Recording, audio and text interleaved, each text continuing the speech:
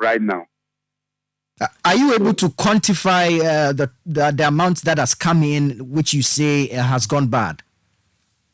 Oh, about 55 cars have come within 3 days now. 55 trucks? Yeah. Other have moved from Kumasi. Even today, we are moved some in our Ajokoteku here. Are these 40-footer trucks or 20-footer trucks? It's 40 footers. It's articulated. Right.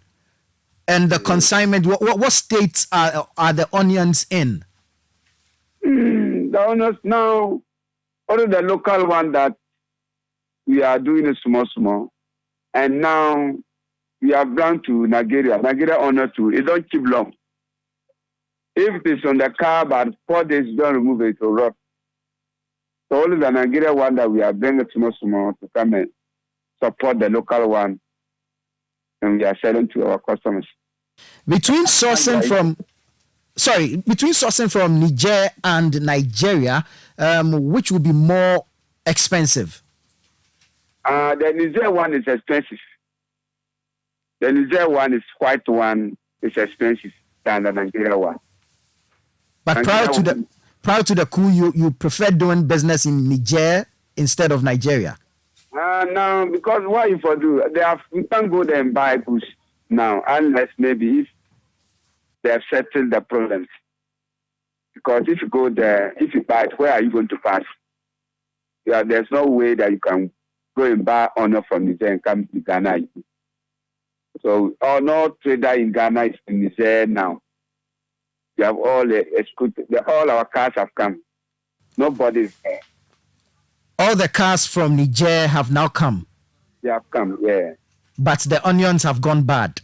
It's gone bad. It's rotten, seriously.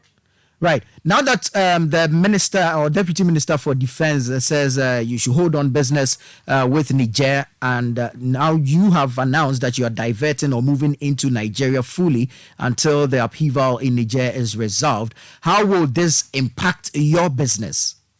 Okay. The thing is that it affects our business because Niger honor is seen as a quality one for us than Nigeria. But due to that problem, we can't go there. So it is affecting us.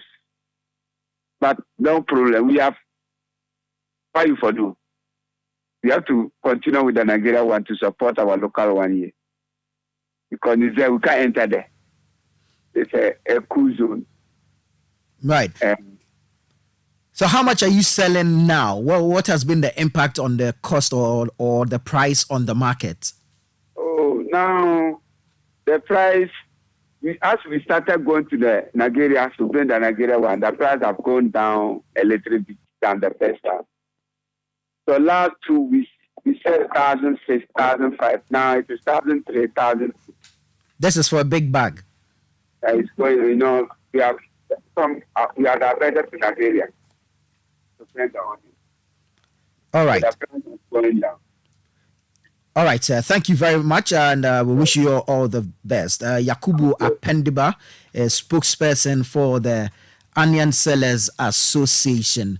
Now, the ambassador, Ghana's ambassador to Burkina Faso, has been speaking on this matter, and he has indicated that a combined effort is required from authorities of both Ghana and Burkina Faso to deal with the security threats. That depends on what ECOWAS does. It's not an individual country's issue. Ghana cannot decide alone. Benin cannot decide alone. Togo cannot decide alone. It's an ECOWAS decision. And the ECOWAS decision excludes Burkina Faso, Mali, Guinea, and now Niger. So there is nothing so much that can become practical apart from discussing with the Burkina Faso authorities, especially to continue to provide escort and to reinforce their escort. Boniface Gambila is Ghana's ambassador to Burkina Faso, and he spoke to City News early on. It's now time for business news here on Eyewitness News. Let your voice be heard on Eyewitness News on Facebook at facebook.com/City97.3, Twitter at twitter.com/City973, and Instagram at instagram.com/City973 with the hashtag Eyewitness News. Every significant financial transaction, every market movement, and all the policies that affect your business. Citi Business News. Be informed. It's time for Citi Business News on Eyewitness News, powered by citibusinessnews.com. My name is Akosia Otre. Let's settle for the details. Economist Professor John Gachi has stated that Ghana's quest to join the Britain, Russia, India, China, and South Africa Economic Alliance may not promise immediate economic successes. This comes on the back of Ghana's contemplation of possibly joining the Economic Alliance following a step taken by its West Africa sister country, Nigeria. The ongoing BRICS summit has extended an outreach program for more African countries, including Ghana, to sign on. Speaking to Citi Business News, economist Professor John Gachi noted that although the idea of joining will contribute immensely to strengthening the local currency, reaping the benefits may not be immediate. Every country is a sovereign, can decide to join the BRICS, and Ghana is encouraged to join the BRICS. And Ghana will also remain members of other bodies, including the IMF, World Bank, globally. But it will come with some kind of geopolitical pressures on Ghana, especially from the West. So these are some of the things that should be expected. The BRICS will not deliver immediately all the financial benefit that the countries are looking forward to. It will not deliver a cooling effect on the exchange rate, and it will not deliver immediately cooling effect on the inflation drive we are seeing across Africa, and in particular in Ghana. That was Professor John Gachi, who is an economist. Now, Ghanaian businesses have been urged to eschew falsification of documents, especially those seeking to establish presence in the global market. This, according to Askia Immigration Consulting Services, a regulated immigration consultant will ensure the smooth visa procurement at the Canadian consulate. Speaking on the sidelines of the CEO's Connect Business conference organized by the Canada-Ghana Chamber of Commerce here in Accra, the founder and CEO of Askia Immigration Consulting Services, Madame Marie Keita Amate-Fio, encourage business enterprises to keep accurate data in order to safeguard the growth of their businesses. The advice I can give is that they should be truthful. They should provide the information. We tend to just, have the information just like that. Oh, I'm doing business. You have to understand that you are going to this particular business. So, for example, if you are going for a mining conference, okay, and you are in the food processing business, why do you have to go there? Why is it a purpose? So, I help you to put things together to make sure that, the purpose of you going to Canada really is linked to your business, is linked to what you wanted to show. Because if really you cannot provide that information, you cannot provide that link, it will be very difficult for an immigration officer point of view to allow you to enter Canada. So that's very important. So the purpose of you going there really has to be with the type of business you are doing. That was the founder and CEO of Askia Immigration Consulting Services, Madame Marie Keita Amate-Fio. Meanwhile, speaking at the same event, the Ministry of Trade and Industry encouraged businesses to cultivate interest in appreciating international business treaties to give them a better perspective of global business dynamics. As leaders in the trade and industry sector, I would like us to use this opportunity to encourage each and every one of us to take keen interest in these international agreements and flagship programs and explore them to benefit our businesses. Until we explore the opportunities that are within these agreements, they are as good as being in the agreements. I also want to urge us all, the medium and the large-scale businesses, to serve as an anchor industry and pull along the micro and the small businesses by contracting them and subcontracting or delegating certain business processes tasks or functions to external third-party providers or companies, rather than handling everything from scratch or in-house. This will support these micro and small businesses to build the capacity to grow. This will lead to That was a Deputy Minister of Trade and Industry, Nanama Dokuya Esiama Eje. Now, the Canadian High Commissioner to Ghana at the same event also disclosed that the Canadian government is working on an economic strategy which will offer support to the economic viability of the African continent. Here's Her Excellency Martine Moreau. So to build on this momentum, the Canadian government is developing a Canada-Africa economic cooperation strategy in order to support the advancement of a robust, broad-ranging, and long-lasting economic partnership with Africa. To some extent, the strategy will be a reflection of the rapid changes we are experiencing globally, changes driven by advances in technology such as artificial intelligence and the massive investments in energy and mining being undertaken to enable a global energy transition. A good part of this strategy would also consist on educating businesses, Canadian businesses, on the considerable existing and emerging business opportunities in Africa. Canadian High Commissioner to Ghana, Her Excellency Martine Moreau. Now, stakeholders in the energy space are calling on the government to urgently establish an energy transition authority to coordinate investments in the renewable energy sector. The Energy Transition Authority, when set up, will supervise a shift from fossil-based systems of energy production and consumption, including oil, natural gas, and coal, to renewable energy sources like wind and solar. Speaking after a stakeholder engagement on energy transition and sustainability delivery architecture, energy policy advocate Hamza Suhini provided further insights about the expected role of an energy transition authority. We need the legal impetus. So if you have an energy transition authority, they have the legal backing, where Parliament will play a crucial role in its establishment.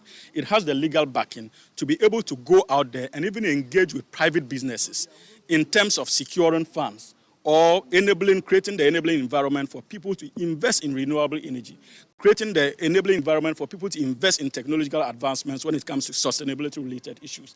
And so you need that authority to be able to attract international funding as well. Now, a framework cuts across various ministries and departments. And you know, most of these existing departments already have core priorities when it comes to their mandate as established in law. We need another authority that is solely dedicated to our transition agenda and can coordinate the works of the Environmental Protection Authority, the, local government initiatives when it comes to waste management, the energy sector, energy commission. We need such a body. Hamza Suhini is an energy policy advocate. Now, the Ministry of Tourism, Arts and Culture says the country's quest to become the #1 tourist destination in Africa and make tourism the #1 contributor of Ghana's GDP can only materialize if critical attention by all stakeholders is taken towards making traditional festivals more attractive. Various initiatives, including the Year of Return and Beyond the Return, have seen significant improvement in the tourism sector. Speaking at the media launch of the 2023 Njayem Festival for the People of Manya, Deputy Minister of Tourism, Arts and Culture, Marco Kwekumante, called on traditional authorities to make festivals more attractive. President Akufo-Addo's government wants to make tourism the #1 contributor to Ghana's GDP. At the moment, we are #3. And through the Year of Return, Beyond the Return, we've seen a lot of changes in the tourism industry. And if we're going to be able to achieve this target, we will need our traditional festivals to help make this a reality. Between 2019 and today, we have grown very fast in tourism. We used to be #3 in West Africa. At the moment, we are #1 in West Africa. We got these results because of some of the assets we have. Assets as in edifices, forts and castles, beyond the return activities, and then traditional festivals like what you're about to do. But before any tourist visits your country, what he looks out for, first on the checklist, is how peaceful the country is. Deputy Minister of Tourism, Arts and Culture, Mark Okreku-Mante, wrapping up Citi Business News and Eyewitness News, powered by your most comprehensive business news website, citybusinessnews.com. I am Akosia Otre. Up next is Eyewitness News. It's Point Blank. Eyewitness News. Be there as it happens. You know, Papa, see that? And it's rickety car. Hey, Papa! Bobo, so how's your engine now? It is half man, half amazing. Thanks to Cause and you. Can't feel better energy. Can't touch this.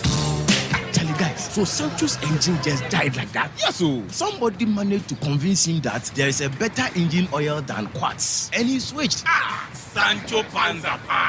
Now, which engine oil can be better than Quartz? No other, my guy. Quartz with its age-resistant technology, it keeps your engine younger for longer.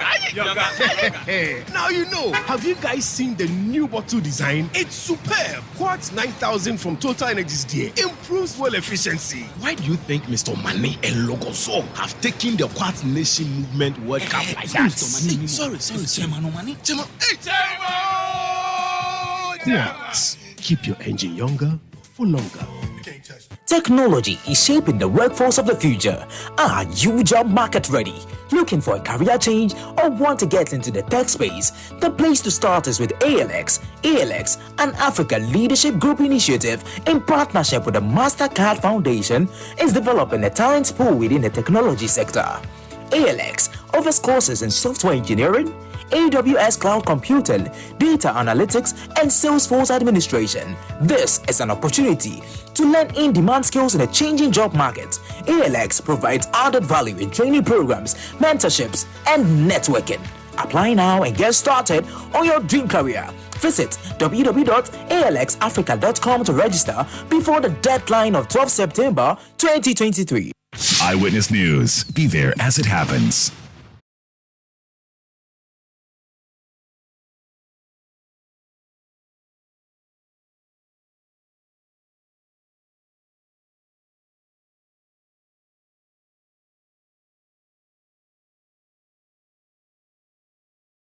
It's time now for Point Blank here on Eyewitness News. The governing New Patriotic Party, NPP, goes to the polls tomorrow, August 26, to decide on 5 out of 10 hopefuls, 10 individuals hoping to lead the party in the 2024 general elections. The election will be at 17 centers across the country. So let's find out how prepared the party is for tomorrow's polls. Let's go over the phone lines and speak to the Director of Research and Elections of the New Patriotic Party, Evans Nimako. Good evening, sir, and thank you for joining us here on Point Blank. Good evening, and thank you for having me. Must have been a busy week for you. We've been working together as a team, so we should be fine. Great. Tell us, ahead of the election tomorrow, what are the preparations?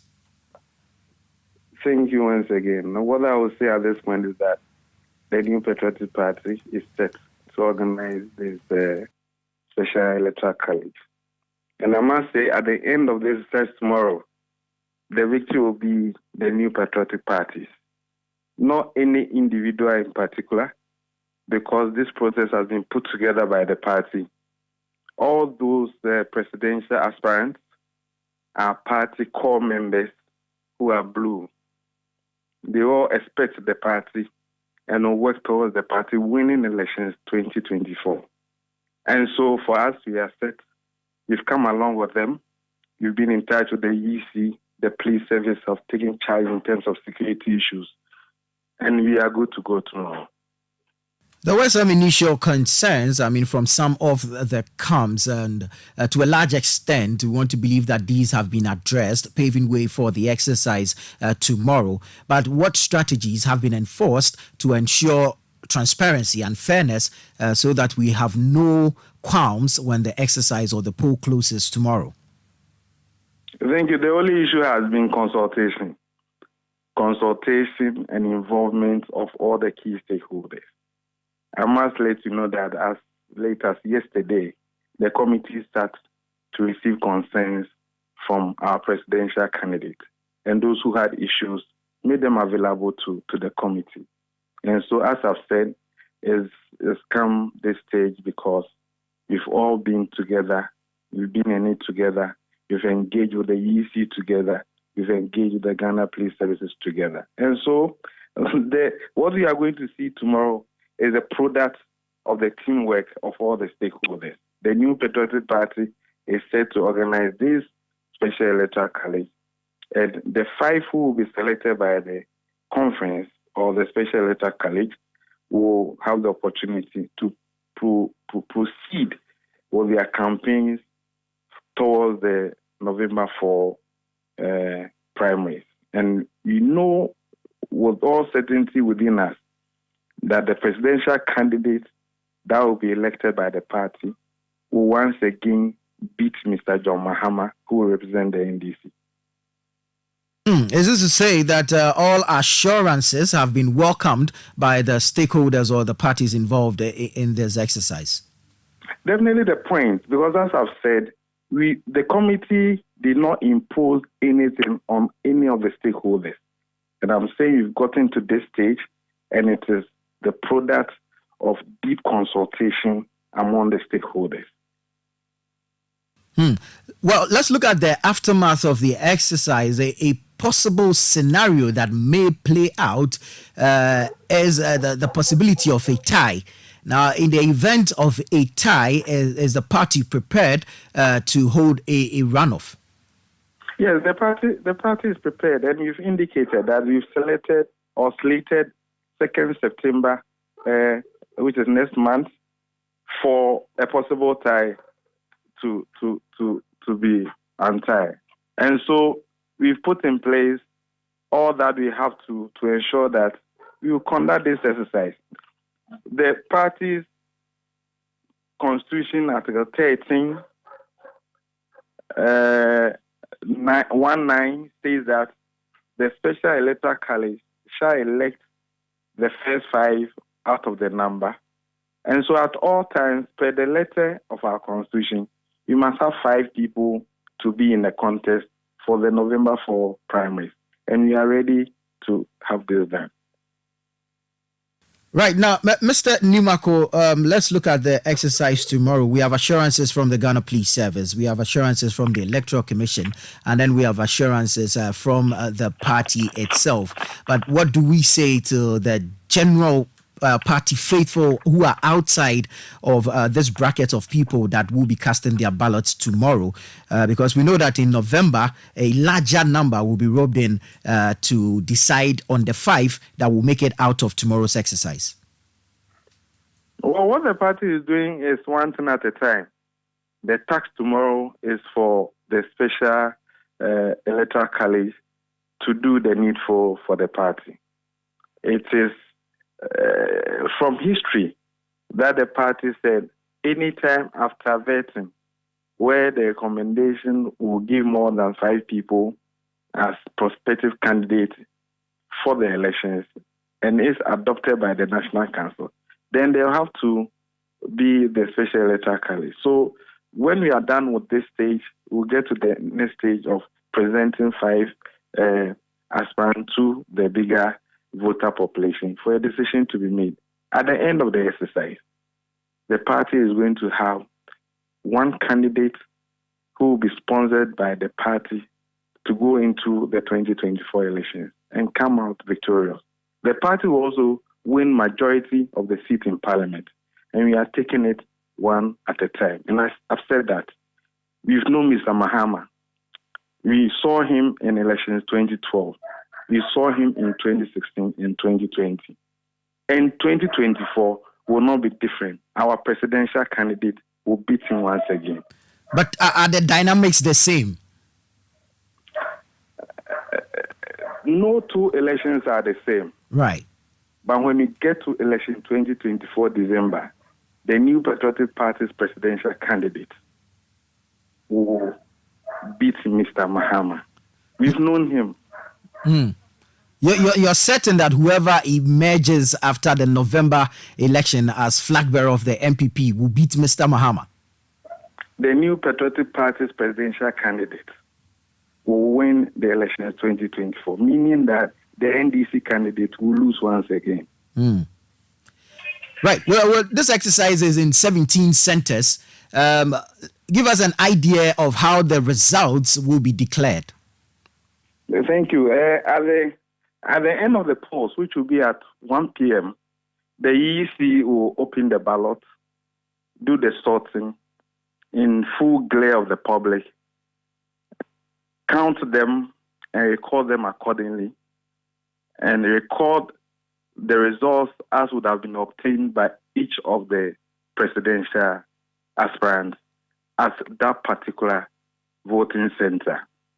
Afterwards, all agents of the candidates will be given copies of the result sheet.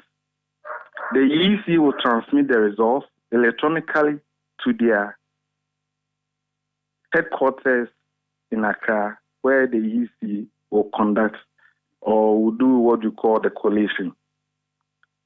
After the collation, the results will be declared at the party headquarters at Salam Down. And the first 5 of the aspirants who would have been elected will be known by all. And so that's how it's going to be like. After the counting, the recording, and announcement at the polling station, the EC will pack all the electoral materials into a tamper-proof envelope, seal it, and put it back into the ballot box and seal it once again. At that point, all aspirants are entitled to affix their personal seals. The ballot box will then be transported from that polling center to the EC's headquarters for safekeeping. We expect our delegates to observe all the protocols put in place by the committee, the EC, and the security. We are not expecting any of our delegates to take a photo of how they would have voted. And we don't want anybody to incur the displeasure of the security.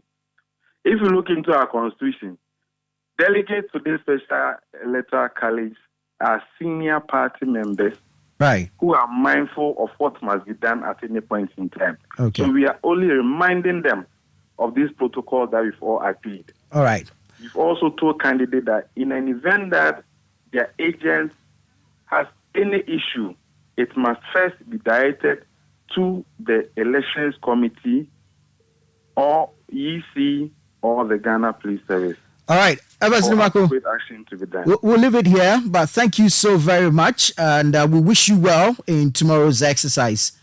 My pleasure. Evans Nimako is Director of Research and Elections of the New Patriotic Party, NPP.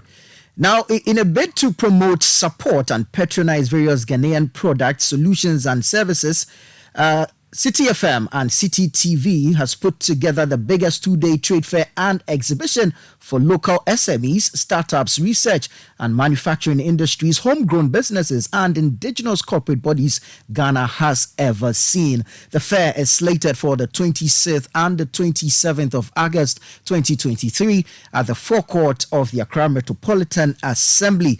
Let's bring you some details on this fair. Let's speak to Head of Events and Partnerships at Citi FM and Citi TV, Frema Edunyame. Good evening, Frema, and thank you for joining us here on Point Blank. Good evening, Nana. Right. How ready are we for this 2-day fair that seeks to assemble all these amazing Ghanaian businesses and innovations and, of course, indigenous corporate brands as well as local SMEs? Thank you very much, Nana, that I can say that we have been ready for quite a while now. And when you move close to the AMA, you see canopies up, you see booths being put together. I mean, everything is coming together beautifully. This Ghana exhibition has taken months and months of preparations, and we are finally here. And we are very excited that we have been positioned in a way to be able to welcome exhibitors and patrons alike.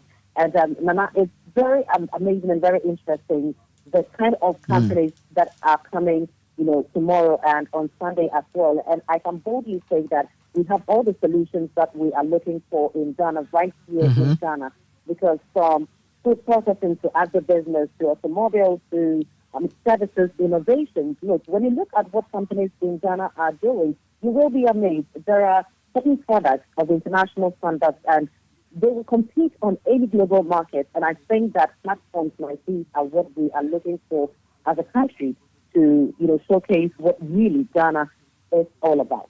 Right. You talk of exhibitors from all these amazing sectors who, of course, are doing wonderfully in their chosen fields. But how important is it to assemble all of them within one space to showcase their services or products to the rest of the world? When you speak with some of the exhibitors, they are doing very well, but their challenge has been means to showcase what they are doing to the whole world. And so when you have an exhibition like this, that is a one-stop shop. Tomorrow and on Sunday, Ghana will be defined.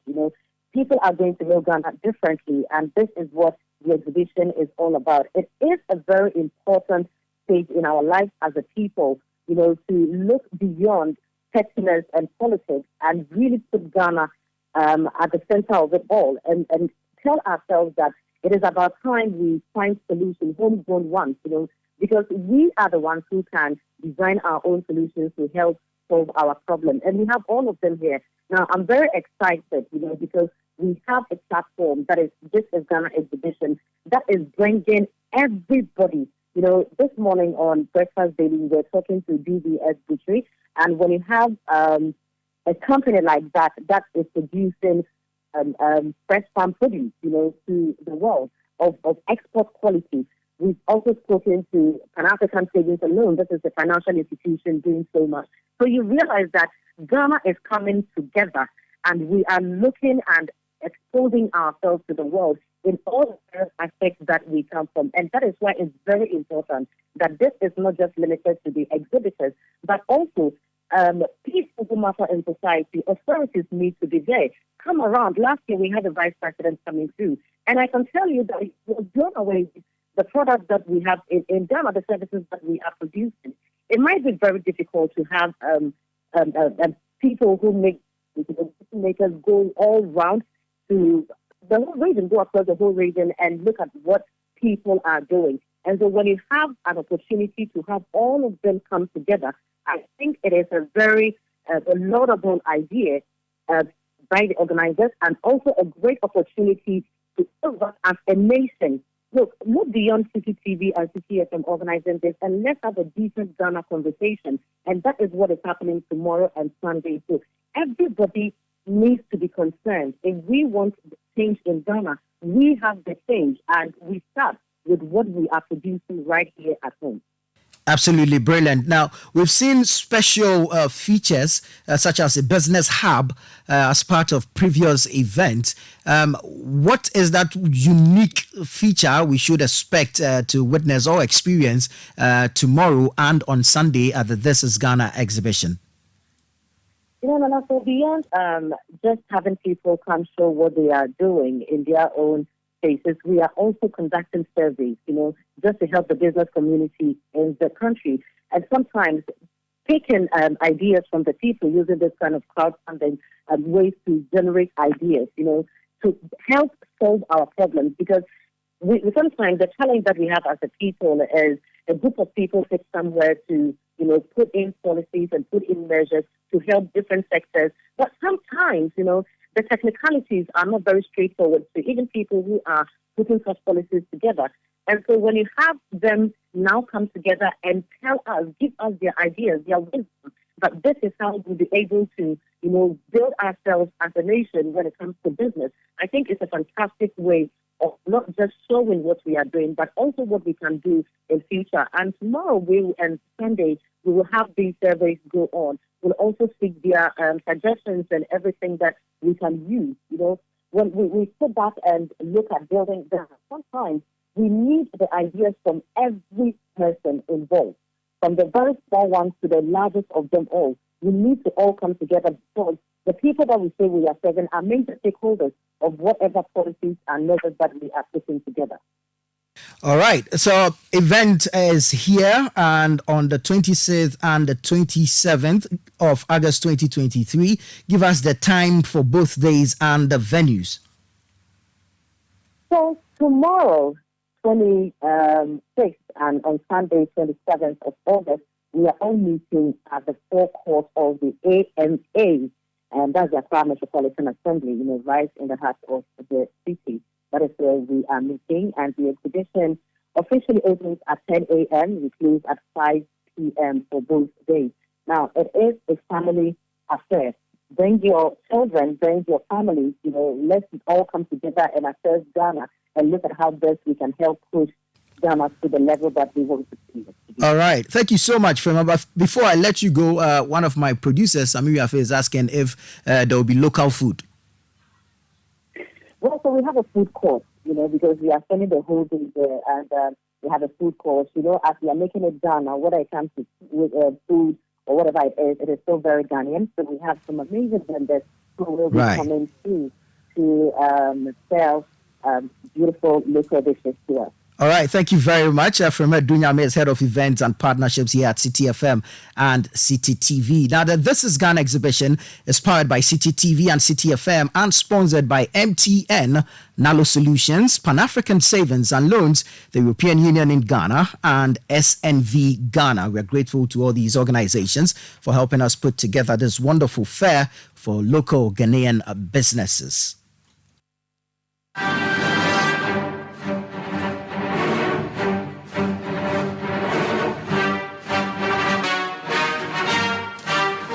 Well, that's it for Eyewitness News. My name is Nanatufo Boateng. I did this with Akosia Ochre. Daniel Squashy is here on technical support. Show produced by Kobina Wilson, Samiri Afe, and Bevlin London. Many thanks for your time. Up next is the most riveting sports show ever on radio, Sports Panorama. And you'd want to stay here on 97.3 Citi FM for that engaging, insightful, and entertaining sports show. Many thanks once again. My name is Nanatufo Boateng. Have a good evening.